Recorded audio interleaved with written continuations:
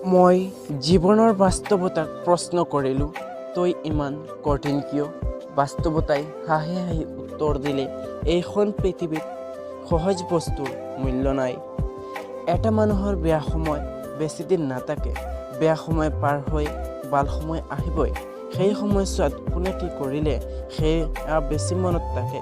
ধৈৰ্য ধৰা, এদিন সকলো ঠিক হৈ যাব।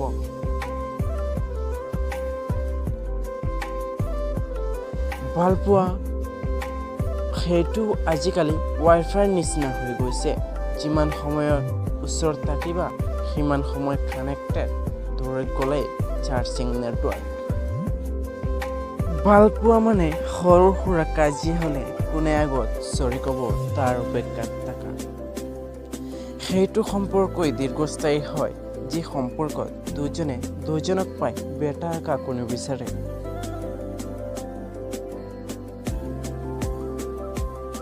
স্বাৰ্থ য'ৰ পৰা শেষ হয়, অৱহেলা তাৰ পৰাই আৰম্ভ হয়।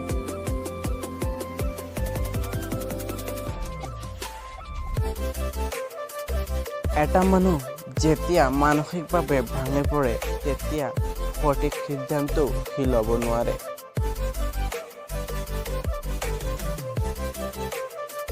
কাৰণ আজি যাক মন ভাল কৰাৰ কাৰণ হিচাপে বাছি ল'বা, এদিন সিয়েই তোমাৰ মন বেয়াৰ কাৰণ হৈ পৰিব।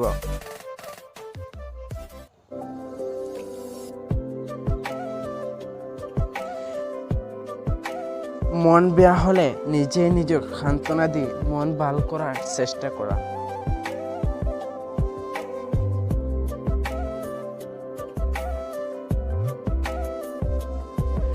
মানসিক যন্ত্ৰণাতকৈ ডাঙৰ যন্ত্ৰণা একো হ'ব নোৱাৰে। এই যন্ত্ৰণাই কেৱল মনক কষ্ট নিদিয়ে, এটা মানুহৰ মস্তিষ্ক বেয়া কৰি দিয়ে।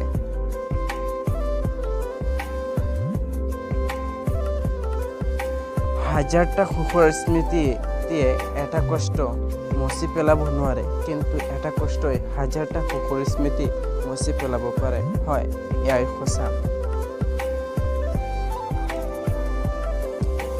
এদিন কৈছিলোঁ, তোমাৰ সুখৰ কাৰণে মই সকলো ত্যাগ কৰিব পাৰিম, কিন্তু কেতিয়াও ভবা নাছিলোঁ তোমাৰ সুখৰ কাৰণে যে তোমাকেই ত্যাগ কৰিব লাগিব।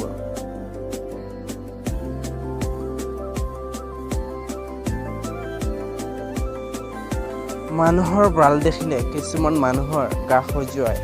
সিহঁতে নিজে একো কৰিব নোৱাৰে, আকৌ কোনোবাই ভাল কিবা কৰিলে সহ্যও নহয়।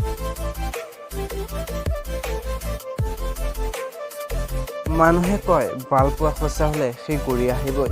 যদি ভালপোৱা সঁচাই হ'লে হয়, তেনেহ'লে সি কেতিয়াও এৰি নগ'লে হয়।